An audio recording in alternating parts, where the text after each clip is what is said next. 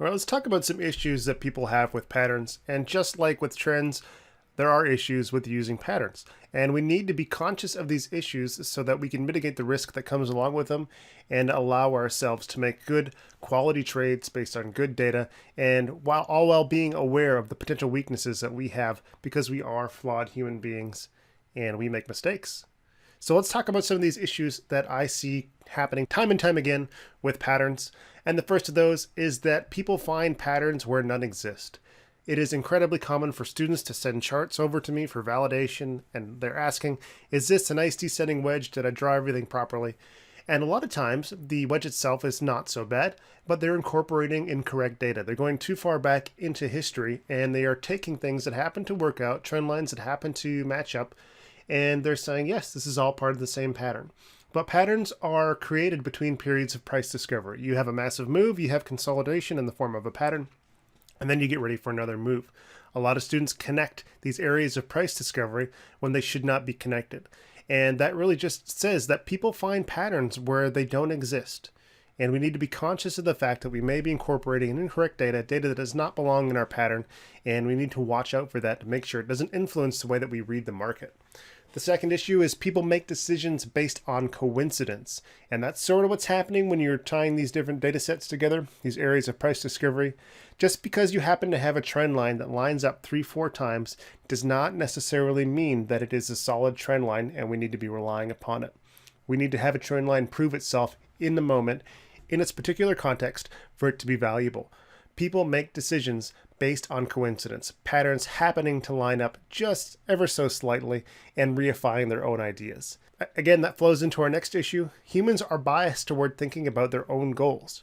If you're looking at gold, you're a solid gold trader, you're looking for upside continuation, and you just have that inherent bias with you, you are going to be looking for things that match that bias. You're going to be looking for patterns that go to the upside. You're going to ignore signs of a potential downside action. You're going to ignore weakness. You're going to focus on things that really match your own bias, your own goals. And in turn, you're going to make decisions based on coincidence and probably find things, make patterns where none exist. Another issue that we have with patterns in particular is that we expect history to repeat itself exactly. If you've looked at 15 bull flags and 15 bull flags have worked out excellently, all giving profitable moves to the upside, you're going to expect that next bull flag to do the same thing. However, we know that we're trading, we know that patterns can break in any direction, and we know we have no control over the price, so it's just as likely that a bull flag is going to break down as it is to break up. So we need to be conscious of the fact that just because things have happened before doesn't necessarily mean that they're going to happen again. The odds may be in the favor of an upside break, but it doesn't necessarily mean it's actually going to happen.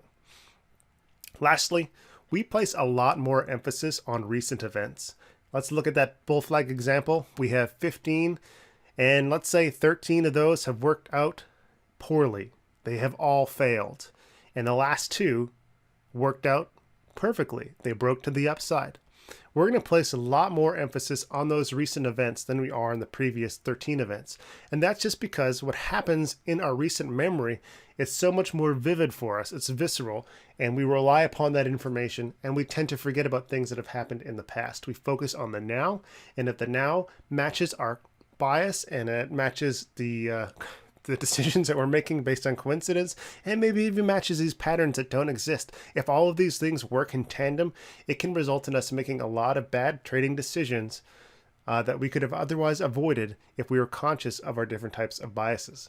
And these biases are really well represented in the bottom of our slide here. We've got a few different ones we can talk about, and they're going to sound familiar because it's exactly what we just went through.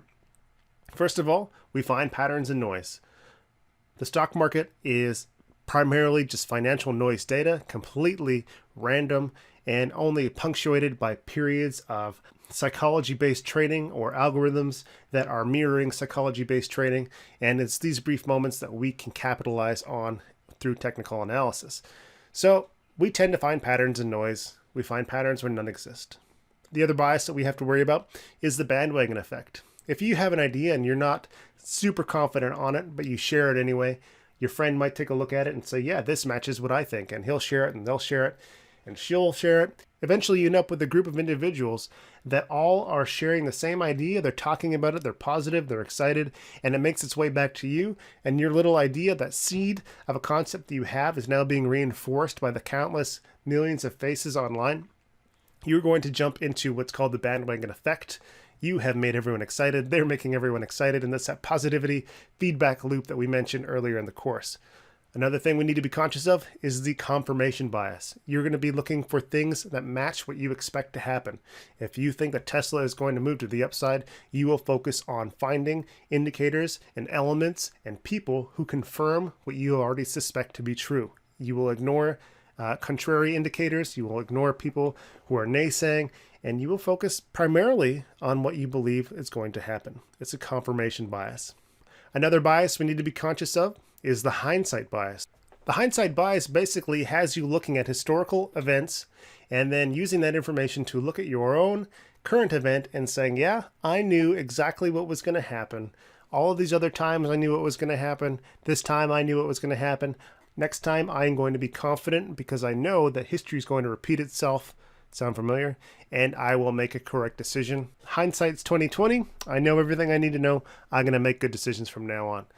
And that can be incredibly dangerous. No one knows it all along. If someone tells you that they knew it all along, especially in the stock market, they have no idea what they're doing. We are simply reacting to conditions that are present. I have no idea what is going to happen moment to moment. All I can do is wait for that data to come to me, make a rational decision based on the information I have provided, and hope that I am making it in the right direction. And knowing that if I make a mistake, I've already established a plan to mitigate my risk and my loss, and I'll move on to the next trade. That's what technical analysis does for us. The last thing we want to talk about is the positivity effect. And this really means that we are going to be confirming and focusing on things that have happened to us that are good. If you are excited about 5 bull flags that have broken to the upside for you, and you are going to ignore 20 that have failed, that's the positivity effect in action. We remember the good times, we ignore or repress the bad times, and eventually all we end up with is a situation where you're feeling good, you believe you've known all along that bull flags break to the upside, all the indicators seem to match what you're thinking, everyone else is saying, yes, this is a good trade, and you've already found this pattern that may not necessarily exist. All of these things work together, work in tandem, and they get us excited about a potential mistake. So when we're trading patterns, we need to be aware that all of this happens all of the time, and we need to be conscious of the fact that humans are flawed creatures. We can use technical analysis, but ultimately it relies on us being aware of ourselves and making decisions while being conscious of our flaws.